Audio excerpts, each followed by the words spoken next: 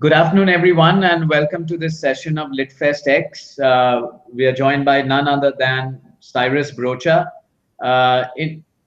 Cyrus, thank you for being with us. Yeah, Kumar, this is a Before, universal sign of acceptance that whatever the country gives me, I will take it with a smile on my face and tears in my eyes, which you won't see right now. right. So, Cyrus, with all our distinguished guests, we've obviously had big, long introductions, talking about their All scholastic your guests are achievements. egotists and egomaniacs who come there and sprout a philosophy about nothing in particular. I'm the only guest from the heartland of Bihar who has come here to talk about nothing because our country is going in a nowhere direction. We're now the nowhere man country, to quote John Lennon. So let me tell you, there should not be any introduction to anybody. We take ourselves too seriously in this country right now. Shorter introductions to go with the size of our, well. No, so the shorter introductions only for you, Cyrus. I mean, we were trying to do some research and figure out, about your education and, your scholastic achievements and awards and everything. We couldn't We could find go it. on for hours just with the scholastic achievements. I mean, where would we stop? I mean, there's so much to talk about. Third standard, I was the only one to get 1 on 10 in mental maths. I mean, there's so many moments of glory. Chemistry, 7th standard, I think I was the only one to get a 0. Nobody's ever got that. Balancing valencies, if you remember that, completely impossible. So don't go there. Don't do research. There's nothing to say. I'm an out-of-work actor, philosopher, singer, dancer, and a father of 2 children, and hopefully a few more on the way. I'm an animal lover and a fighter against injustice, but from very far distances because I don't want to get hurt. Cyrus, you're currently wearing this whole, kurta pajama thing, and And nothing below, nothing below. are you enjoying the way you're approaching this Lit Fest? Well, I'm in the middle of a shoot that nobody seems to be interested in, and where I'm playing some sort of character, but it's keeping in the mood of the Lit Fest. I thought with all the actors giving away, authors rather giving away their awards left, right, and center. I personally don't have an award. So my plea to anybody who's interested is, if you can give me an award, then I could return the award and be part of the hip cool set. But I need an award to come in. Kumar, is it possible? The smallest award will do. Size doesn't matter. It could be anything. It could be somebody else's old award. Just No, go ahead. we can send out an award to you, but the point is, who will you give it back to? Who's going to accept an award coming back from you? So basically, you're the establishment, and I'm the anti-establishment now, just for a few minutes. So I'll have to give it back to you, and you have to act very upset, and I have to act oppressed. I thought the kurta gives the oppressive look. If not, it gives a leftist look. If not, it gives an ethnic leftist oppressed look. It gives some sort of artist look. I'm quite happy with it. Of course, it's not the right size, but hey. You wrote this interesting book last year called Netagiri, and clearly nobody expects anything literary or deep, coming from you, Cyrus, right? Well, I mean, except Random House. They really believe in me. There's like Dan Brown, and there's me, and a couple of others. They just bank on us as their stars. And I didn't try to write this book as a metaphor. I don't know if anyone's read it. Apparently, not many have. But it's not really a metaphor, but it's sort of turned out to be true in some ways. And I don't want to give away the whole book, but I created my own little country because we live in times now where it's a little scary to sort of point fingers at anyone. So this is a piece of fiction, not really mirroring anything else, as far as I know. you're saying you live in times now. I thought you were at CNN IBN right now. I say, Kumar, if you're going to do the humor, then I'll make the money. We'll switch. That'll really keep us going. Yeah, no. The book, the idea was just to have a little fun. But after reading it myself, after reading what I've written, some of it looks like it's a bit metaphorical. There's like a lost sort of young male leader. There's an aging, aggressive male politician on the throes of coming back. So you could look at people and point fingers and say this is so and so, and this is so and so. But I made it into my separate country, so please, no legal issues as far as we're concerned. Right. And tell me, you've also done a book before that about the average Indian male. And so clearly both these books are very different, whilst both are somewhat humorous, but very different genres, different The average backdrops. Indian male is my angst against Indian men, who I totally, I just cannot connect with. There's so many things I hate about them. The sexism in the beginning, the fact that you walk ahead of the girlfriend or the wife, you never open the doors, you always do your own thing. Kumar, I've seen you do that many times, and I must say I was appalled. And little things like, I mean, they're so sexually aggressive when they talk to each other, but absolutely inept when it actually happens. Now, how do I know that? That's another story altogether. But yeah, there's so many things. I can't stop myself from spitting, to the way we use urinals, the way we park cars, the way we talk to people below us in the social hierarchy or above us in the social hierarchy. There's no end to it. So that's my pet hate. And I've got lots more volumes coming up. In fact, the next one is going to be called The Very Average Indian Male, because I think average was being really nice. So, give us some of the insights that you have given out in The Average Indian Male. Well, I just look at real issues as far as I can, real incidents that I see, and try to understand why men behave like that. Like men and dancing. I don't know if you've noticed, but there's nobody that's worse at dancing than the urban Indian male when he's in his late teens and early 20s, especially. Have you seen us? We all, get together, get a little drunk, and then all dance together. It's the same steps of only your shoulders moving. There's not much to it. And, though they want to connect with women, they aren't able to. And the whole dance form for us is so anti-South American dance forms, which are very sexually liberated and elegant and poise and grace and everything, finesse and class and aesthetically pleasing. And then you see us, bunch of monkeys trying to bang each other's shoulders together and all just looking at each other like mad frenzy. It's primal, but it's also primate. So that, for example, if I just have to think of one thing, I do a corporate event, I see these guys getting drunk and dancing, and I'm looking at them, Broacha, selfie, 40 men in 6 feet of space, and they're all doing the same thing, and it's so ugly and it's so terrible. And I cannot believe that we are allowed to watch this. The government should say, you cannot watch this. You can watch death, but you cannot watch this. You can watch arson, but you cannot watch this. Blow up buildings, show bridges being burned, show ISIS executing people, but do not show Indian men dancing. That's what I don't want to act like I care so much, but you know what I mean. So you've clearly seen a lot of Indian men dancing then, Cyrus. I spend too much time with men, Kumar. I can't bear it. My karma is such. I can't write about the average Indian woman who I love. So take us back, to your first sort of show on TV, MTV Bakra. Have you seen a big change in television, in the way you are approaching things between then and, let's say, the week that wasn't now? No, there's just lots more comedians and more people trying to push boundaries and more people trying to do similar shows. It's a little irritating because we should get copyright for many of that. But there's the problem with us is we still don't know what the rules are, especially when it comes to comedy, satire, political satire, if you will. We're always a little unclear because we don't get the. I wish they would give us a schedule saying allowed, not allowed, allowed. Well, they do in terms of what abuse you can use on TV, but it would be better because yesterday's rule changes tomorrow, and tomorrow's rule may be as archaic as day before's, and then again it goes ahead. So we're one of those flip-flop countries. There are not too many parallels I can draw with other countries. Normally they go in one direction in terms of liberalism, but we are both liberal and sometimes very liberal, and then again it's like one step forward, two steps backwards, like Lenin's book. So, it's an amazing paradox, especially for an artist. We are very confused. My breed is very confused. And many of them say only 3 words every morning. Thank God for alcohol. That's 4 words. Yeah. And so, when you started writing your books, you mentioned for The Average Indian Male, it was more about your angst. But do you have a pattern in mind that, these are the kind of books you want to write?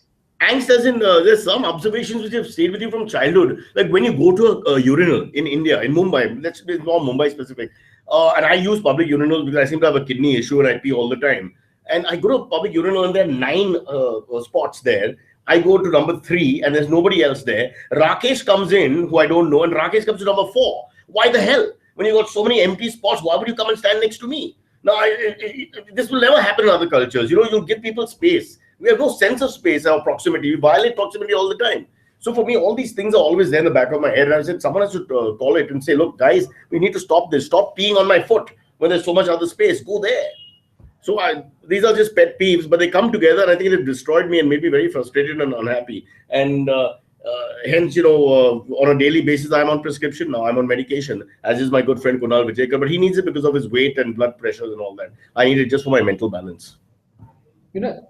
Right now we are again in election fever with the Bihar elections. Nobody knows about Bihar, except the Biharis who are here, poor chaps.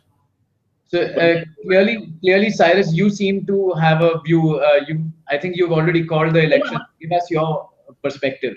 My thing about the Bihar elections is that this is going to be, sadly, it's going to mirror, I think, Indian politics for time to come, which is you're going to have so many different parties together forming alliances. You'll have to take tuition just to understand who all they are, or in the various planks that they stand for. The RJD alliance alone is like 400,000 parties. All right, each one has got different things. It's not all caste issues, and in the caste issues, there are different issues. You know, there are castes that don't exist that they claim to be part of. For example, the Mauryan greats, the kings of law that built this country in many ways. Some of the greatest philosopher kings that we've ever had, they claim descent from that caste. That caste doesn't exist, for example, and this goes on across the board. They're all non-issues actually that formulate the philosophy or the mental components of many parties and the fabric of those parties. And the fact that you have an amalgamation of so many parties in Bihar is just going to be a blueprint of the rest of India. So one day, there'll be 8 million parties trying to fight. And then they form alliances, and today's friend is tomorrow's enemy, and that's just going to go on. So for me, I think democracy is now going to go that extreme people are worried about, where it becomes completely incoherent and chaotic. And the world's greatest democracy, will be the world's wildest democracy, which is anarchy. And that's going to happen. And Kumar, you are a green card holder. You have the option of going back to your country. But we, the kurta-clad Indians here, are stuck with all this, and we will stay. And I would like to sing Mere Desh Ki Dharti right now, but I don't have my veena, because that's a girl I dated many years ago, Kumar. But let's get back to what you want to talk about. You smile so sweetly, I almost think you like me. You know, Gopal's my co-writer. Gopal, come and say hi since you come all the way here. This is Gopal. He's an actor, writer. He's a theatre and thespian. He's got very strong views on politics. But he is, let's be very clear, not from Bihar. He's from the state that borders it. That's another story for another day. You have no idea about the geography of India. Sarje, मैंने गया north, west, east, south. At least up to Baikala. Go ahead, Kumar. In your book Netagiri, like you mentioned, you've given an alternative country. You created your own country with characters which we can relate to from Indian politicians. What is your prescription that you've given for Indian politics and for the country? And there's no fix for anything. I'm not saying that. I'm just saying that, in my line of work, sometimes I get to meet politicians, I hear them talk. Many of them are quite refined, sophisticated, speak well, seem sincere. But somehow or the other, agendas which should be very clear. Why do we waste time with things like beef, for example? It's just not a big issue. It shouldn't be. It's just a small issue. I mean, when you think of the big 4 or 5 things like infrastructure, development, health, disparity in income, which is huge, the class and caste system that is almost like a cancer and we can't cure it. I mean, just focus on the main things. It's not that difficult. Any kid will tell you. Don't waste time with small things like, so-and-so represented, should a Pakistan team come or not? Should Ghulam Ali perform or not? I mean, it's just minor. And that's got all that space and time. Let's just keep talking about infrastructure. The country needs infrastructure. You need to connect this country more. You need to build up the disparity that we have. So the difference between rich people like you, poor people like me is bridged. So that one day, Kumar, you and I can hold hands and go to the Wellington Club together, and you don't sign me in. I sign you in, and then you sign me back in because we're same. I'm not talking communism. God, that didn't work. But I'm just saying that perhaps if all the politicians did look at the big picture, the macro picture, not the micro picture, we'll be fine. We have taken Oscar Wilde's philosophy very seriously, where he said, take all the trivial things in life seriously and all serious things trivially. That's the wrong attitude, actually. You can't do it literally. It's just a piece of satire. And we're actually doing that. We look at the small issues are big. Front page, electronic media, everybody wants to, electronic media, everybody wants to go to the same thing, which is the small issues. These are really non-issues, and they've become huge. We need to just look at the big things. Cyrus, when you talk about infrastructure, I mean, what are you talking about? Infrastructure? Not just everything, from hotels to roads, everything. You want commerce, you want people to come, you want to have business. We have to make sure this country is a country where other people want to do business with. All right. For a city like Mumbai, for example, 20 years ago, they will want to do business with. I'm worried now. You will say, okay, a Seinfeld concert can't be held, a Ghulam Ali concert can't be held, a book review, whoever the hell he is, whether it's good or bad or evil or Pakistan or whatever, can't be held. A team can't come here and play sports. So-and-so person cannot invest money in this country. So-and-so person from that country should not be involved with this country. Where's the end to it? Such and such people should be represented when you do such and such a thing. This is not the way to do commerce. I think we should look at it. The end justifies the means. Fair enough. Let's look at the way to do it. But always look at the big picture and take this country forward. Of course, from a social perspective also, you can't just do it in one way and just let the rich business community which you represent get rich alone. I'm not saying that, but yeah, I'm all for commerce, frankly. You've hit on something very important, commerce and infrastructure. can you spell infrastructure just for our viewers? Yeah, I don't think I should, because you've got your Google and Google now. And also, spelling is a waste of time. Again, you go micro. You're representing our government. Don't go micro. Don't waste my time. Look at the big picture. You got your technology to help you. This is a waste of my time and yours. My point is, I know people throw these words out. They can learn 4 words like one of our esteemed leaders and just keep saying women empowerment and infrastructure and development. But the fact of the matter is, there are 5, 6 things which make a country whole. And to make the people whole, the biggest thing for me is the disparity has to be brought down. That's humongous. Development has to happen. Connect everything everywhere. Kids should be able to go to school easily. Women, girls, children should get toilets on their way to school. They shouldn't be worried about getting kidnapped and things like that. I mean, it goes to the ridiculous. These are the things the government should look at, the local governments and the central government. I'm not pointing fingers. It's across India, pan-India, there are problems. But they don't. They want to look at things like beef and peef and, who got selected in the cricket team or not, or whether so-and-so should be allowed to have a meeting with so-and-so. I mean, come on. Right. If they really care, look at the big picture. But nobody cares, Baba. That's why I take medication. You should too. So the big picture, or I mean, you're talking about, which movie are you talking about? Oh God, this Kumar and his jokes, man. This is why India at the moment is just reached its nadir. Stop trying to do the humor thing. It's too false and irritating, and you're upsetting me, and I can see your nose hair. Can you see mine? Let's share. Look, all I'm trying to say is, people can say what they want and do what they want, but it's not that difficult. If you really want to help other people, if you're a leader, you can. If the political will is strong, everything can be done. Genghis Khan ruled the largest part of the world in less than 30 years. Okay? Because he was superbly forthright, very efficient, extremely strategic, perhaps extremely shrewd and cunning as well, and fast and dynamic. All you need are those qualities and you can do things. You don't even need to be honest. Just look in a positive direction. Oh, sorry, I said positive and Kunal came in, so paradox in terms, and I'm feeling unhappy again. Kunal, please. Adults are talking. I don't like it when people come in the middle. That's Kumar. Kumar, say hi to Kunal. I can't see it. Put the other hand up. Now you look like a Congress supporter. Just put your hand up. Cyrus, tell us your view when when you started with the MTV Bakra, and then you started doing a lot of stuff in terms of live events, etc. Today when you're going out there doing a lot of live events, stand up, are you seeing the vibe different? Are you seeing people's reaction to comedy different? Yeah, well, in the urban setting with richer people, upwardly mobile people, there's a lot more openness. I would call it glasnost, perestroika. The restructuring and openness of our society has happened. So there's a lot of sexual content which they will allow you to do, which we would not have touched 10 years ago. The satire and parody we can take further in confined places, of course, with most upwardly mobile people. But this country's got too many sacred cows. You've got to be very careful wherever you go. Like even on this forum, which is free and fair, as you can see, one has to still not name names or point fingers, although I can try. Oh, can you? Okay, that's better.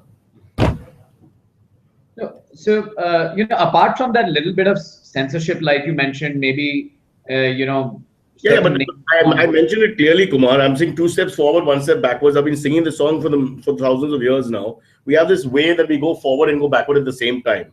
There's an English word for it called ambivalence, where you sort of don't go anywhere. You go. So for us, it is like that, especially as writers. And I'm not returning my award, but I have to say, as writers, you should not be censoring your thought in the beginning. I don't care how bad you are as a writer, because good and bad is always relative. But freedom of thought is the most essential thing. So as a writer in any language, in any culture, in any class of society, your mind should be free, and then you should write. Then, of course, if you can't connect with audiences or you're not talented enough, like I am talented, Kunal isn't, then it's fine.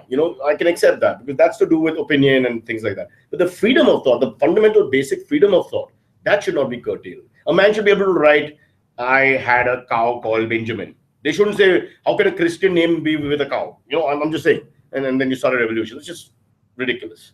Now, when you buy a book which starts with that line, well, that's your problem. But the point is, freedom of expression. Freedom of expression is given in our constitution. We have a lovely constitution. We've taken the best of America, the best of UK, the best of a few other European countries. So I think if you follow that constitution, you're on the right path. But that will never really happen, obviously, in practice. Right. We are getting a few questions. Putting you to sleep, put your hands up and give me a warning.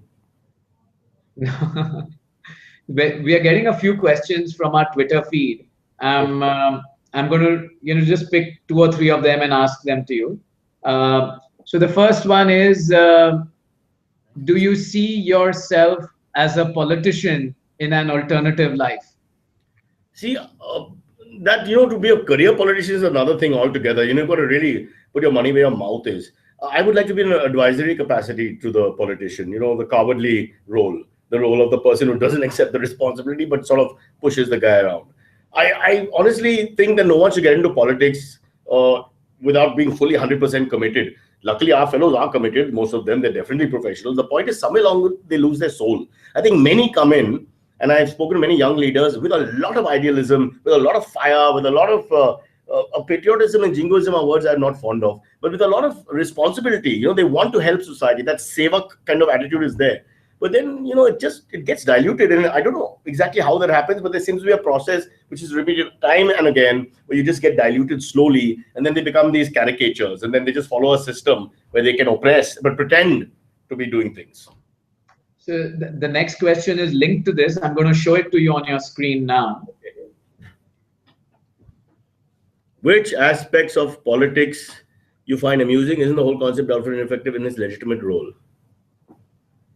Well, what I hate the most on a personal level is psychophancy. And India is #1 at psychophancy. Chamchagiri, Chelagiri. There's no country to beat us. I mean, I live in Malwa Hill, where the poor live, and every day I get to see 15,000 policemen in safari suits pushing us away because my 8-year-old daughter may shoot one of the judges or ministers that are passing up. And every day, I have words with them, and they have words back with me because they're there to protect. I mean, it's just ridiculous. Waste of machinery, waste of time. Who does that? Why do you need that? It's absolutely not. They can take that off, take that veneer off the politician. Actually become more common, become more like the common man would help a lot. That's one thing. We put them on a pedestal, and in India, we seem to have a system where you're either the killer dog, the alpha male, or you're the one below touching his feet. There's no other role. If you see the dynamics of Indian society, is either you bow before a person, or you are the person who the person bows to.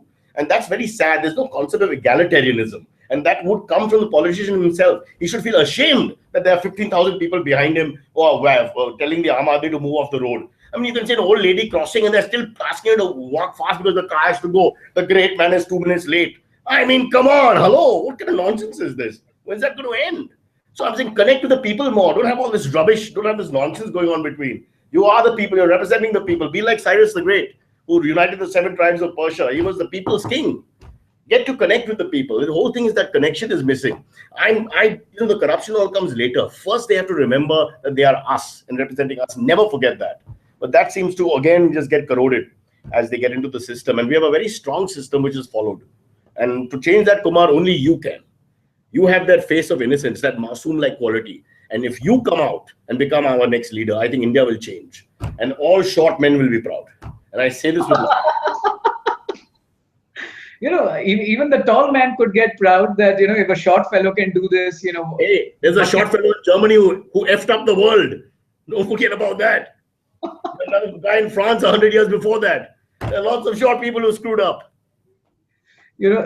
There's something wrong. I think people are assuming that this session is going on with some really deep personality, because the next question is a heavy one, and I'm going to show it to you. See this question. So it says, and it's aimed at you. It says, what kind of positive change you see in democracy? Cyrus, what is going on? People are asking you all these questions about democracy. Yeah, but democracy, I'm wedded to all these ideas. You please understand, I'm a big student of political science. Whether it's John Stuart Mill, who you may not be familiar with, but you should have done your homework before talking to me, or whether it's the French philosophers, or whether it goes back to people like Kautilya. The point of them, or Machiavelli, who's very much the Italian version of the same man. My whole thing about this is democracy, if you understand the words, is about power for the people, or to the people, or of the people. And that power and the people is what we are forgetting. Not just here, perhaps in most democratic societies. And that power should remain with the people. Where is that power? Where do I have any power when the chief minister, not even the chief minister, some small minister of states, a junior minister's friend with a small little red light and 20 people is pushing me off the road? I'm just giving you one example of it. All I'm saying is that we've got to stop this psychophancy to understand. Then where's the democracy then? This is like an oligarchy or worse. Where's the democracy? A group of powerful people run this country. That's the way the country runs. That's the truth of it. It's like a little industry of cohorts. So where's the democracy? The power must come from here. We choose you, then we remove you if you're not performed well. How we do in our marriages in South Bombay. If we don't do well, the wives say go and replace you with staff. So remember, be careful, Kumar. Be careful. I'm not pointing at you now. He's feeling uncomfortable and awkward. That was more self-censorship. Yeah, so to take a question a little further, there's a change in democracy is the people have to bring the power back to us so that we understand democracy, because that's the whole idea of it. You go back to the Greek city-states and the whole idea is the power stays with the people. You know, they act as people, representatives to help you, but the basics, it's like cricket. Never forget the basics and you're okay. Wow. Cyrus, just taking on from this avatar of yours about democracy and your views on, politics and nation building, like you mentioned, are you seeing the India story from your perspective? You're obviously building a lot of satire and fun onto day-to-day news. There are good people in the government as well, and the opposition. I mean, there are people I can relate to, like a Parikar in who takes out the frills in Goa, and now of course in the Union Cabinet, or you take a young guys like Sachin Pilot or Milind Deora. I can understand these people, and I can see that they're doing good work. They try their best not to have all this happening. So let's not lose faith completely. There are people out there. I'm saying we as a society now, with the internet and the way India is connected more, we need to just be more open and politically conscious, especially Mumbaikars who are not politically conscious at all. We have no understanding or care about it. At least in the north, there is some amount. In the east, there is some amount. Perhaps in the south, but definitely not in Mumbai. So I think you want to claim back your rights. Be politically conscious. Wear the right clothes, salute at the right time. Bowel movement twice a day is healthier than once. When you're covering every week, some of the events, and then you're trying to build an element of satire into it. Do you find yourself, less cynical than before? I mean, in terms of the portrayal of some of these events? But what satire? Sometimes we just have to put the mirror up. There's no satire involved. The satire is coming. It is satire. We just have to present it. For example, Delhi. If you look at Delhi, this whole thing about giving him chief ministership and no powers, it's hilarious. Just looking at that isolated, I mean, it's a pointless exercise. The guy can't do anything. Police aren't under him. He's making a mockery of the situation from his side. The carpet is being pulled under his feet from the other side. So, I mean, checks and balances is part of democracy, but you can't have just like a no-win situation. It's just like a standoff, a Mexican standoff where everybody dies in the end. It's a bit sad. So if you look at any week, in this week, we had so much politics in Bihar, what's going on, the kind of name calling, the words that are used, the whole tantric issue. There's nothing to satire. We just put up the mirror, honestly. They do all the writing for us at the moment. In fact, I wish they'd let us work harder as comedians, and they work harder as politicians. It's gone the other way, and conversely, proportionate performances are happening. I'm sounding more like a philosopher king, and they are sounding more like the comics. What's happened to our country? I was born in Trinidad. I'm a West Indian man. So, Cyrus, we've come to the end of the session, and I need you to do a solid plug for LitFestx, how this is the world's best thing that's ever happened. Let me say this, Kumar, you are a pioneer, a visionary, and your time will come. This is a fantastic idea, and you know that. You're sitting on a winner. Good luck, and God bless. And thank you for including us. But you are not the issue here. The issue is our entire country. We need to stand up and take it back. We need to show people that we've got cojones, if that's the right word. Is that the right word in Spanish? Don't want to say any wrong word because they, later. Yeah, so I'm just saying, if people could just be open, if the eyes are open, this country will stay awake. If our eyes are shut, they'll just run over us like a tractor. Although tractors don't go that fast, so the word run and tractor should not be used ever again in conversation. But LitFest is fantastic. Hats off to you, brother. This is the modern way. I hope you've got the copyright on this and no one else dare try what is now your bastion, Kumar. You are our new leader. We look to you to lead us forward. Now we'll get that mustache. Okay, great. Thank you so much, Cyrus. Great fun chatting with you. Best, brother. Doing great. Cheers. Bye. Bye. Gopal ji. Yes. Ab band kaise karu? Just